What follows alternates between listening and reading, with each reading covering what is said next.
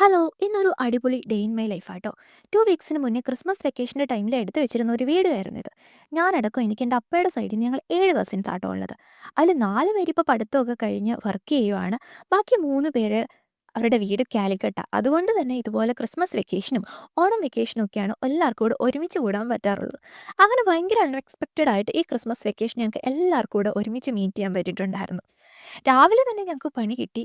കാരണം പിള്ളേർക്ക് 10 ദിവസം കൊണ്ട് ചെയ്യാൻ ഏകദേശം 3 പിള്ളേർക്ക് കൂടെ ഒരു 15 അസൈൻമെൻറ്റ് ടീച്ചേഴ്സ് കൊടുത്തു വിട്ടിട്ടുണ്ടായിരുന്നു.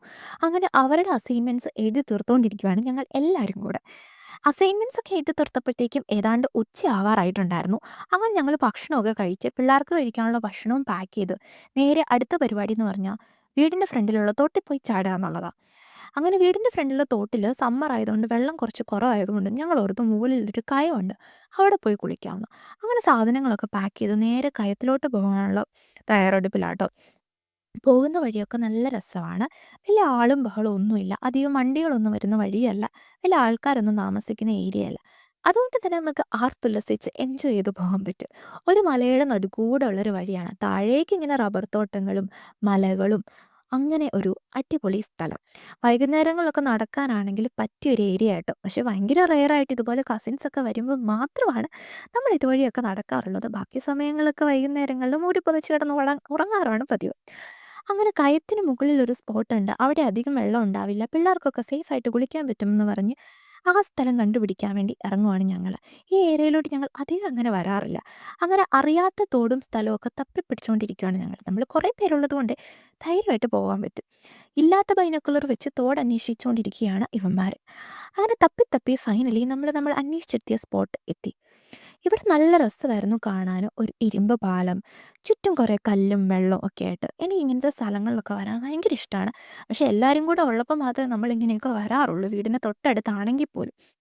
അങ്ങനെ അവിടെ കൂടെയൊക്കെ നടന്നിപ്പം അവിടെ വെള്ളം കുറച്ച് കുറവായിട്ട് തോന്നി കേട്ടോ. മഴക്കാലത്ത് ഇവിടുത്തെ അവസ്ഥ ഇങ്ങനെയൊന്നുമല്ല. ഈ കല്ലൊക്കെ മൂടി വെള്ളം ഒഴുകും. അപ്പോൾ കാണാൻ ഭയങ്കര അടിപൊളിയാണ്. പക്ഷേ കുഞ്ഞു പിള്ളേരെ കൊണ്ടൊന്നും അപ്പോൾ സമയത്ത് നമുക്ക് സേഫായിട്ട് വന്ന് വെള്ളത്തിലിറങ്ങാൻ പറ്റില്ല.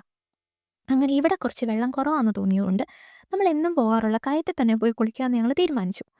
അങ്ങനെ ആ ഇറങ്ങി വന്ന പറമ്പ് മൊത്തം തിരിച്ചു കയറി നമ്മൾ വന്ന വഴി തിരിച്ചു പോയിക്കൊണ്ടിരിക്കുക. അങ്ങനെ മടുത്ത് ഞാനിവിടെ ഇരിക്കുക കേട്ടോ. അങ്ങനെ നടന്ന് നടന്ന് നടന്ന് നമ്മൾ എന്നും കുളിക്കാൻ വരാറുള്ളത് ആ കയത്തിൽ തന്നെ എത്തി. ഇവിടെയൊക്കെ ഇതിലും ഭംഗിയാണ് മഴക്കാലത്ത് കാണാൻ വേണ്ടി. ഇവിടെയൊക്കെ വന്ന് കുളിയും ഒക്കെ തുടങ്ങിയത് കോവിഡിൻ്റെ സമയത്താട്ടോ. കോവിഡിൻ്റെ സമയത്ത് വീട്ടിൽ നിന്ന് പുറത്ത് എവിടെയും പോകാൻ പറ്റാതെ ലോക്ക്ഡൗൺ ആയിട്ടിരുന്ന സമയത്താണ് നമ്മൾ പലരും വീടിനടുത്തുള്ള ഇതുപോലെയുള്ള നല്ല സ്ഥലങ്ങളൊക്കെ എക്സ്പ്ലോർ ചെയ്യാൻ തുടങ്ങിയത്. അല്ലെങ്കിൽ എപ്പോഴും മുറ്റത്തെ മുല്ലയ്ക്ക് മണമില്ല എന്ന് പറയുന്നത് പോലെ വീടിനടുത്തുള്ളതിനൊന്നും നമുക്കൊരിക്കലും വിലയില്ലല്ലോ. ആ സമയത്തൊക്കെ അങ്കിൾമാരും ആൻറ്റിമാരും കസിൻസും എല്ലാവരും കൂടെ ഇവിടെ ഫുഡൊക്കെ ആയിട്ട് വന്ന് കുറേ നേരം തോട്ടിലൊക്കെ ചാടി ആ ഫുഡൊക്കെ കഴിച്ചിങ്ങനെ മടങ്ങും. അങ്ങനെ കുറേ നേരം വെള്ളത്തിലൊക്കെ ചാടി തണുത്ത് മരവിച്ച് 2 പേര് അപ്പം തന്നെ കരയ്ക്ക് കയറി.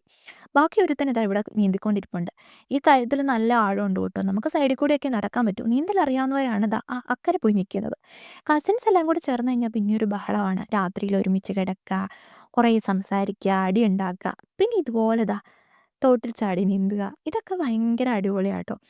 എനിക്ക് ഒരുപാട് ഇഷ്ടമാണ് ഇതുപോലെ വീഡിയോസും ഫോട്ടോസൊക്കെ എടുത്ത് വയ്ക്കാൻ. ഇത് യൂട്യൂബ് ചാനൽ തുടങ്ങുന്നതിന് മുന്നേ എൻ്റെ ഒരു സ്ഥിരം പരിപാടിയാണ്. ഇങ്ങനെയുള്ള ദിവസങ്ങളിൽ കുറേ ഫോട്ടോസും വീഡിയോസൊക്കെ എടുക്കുക.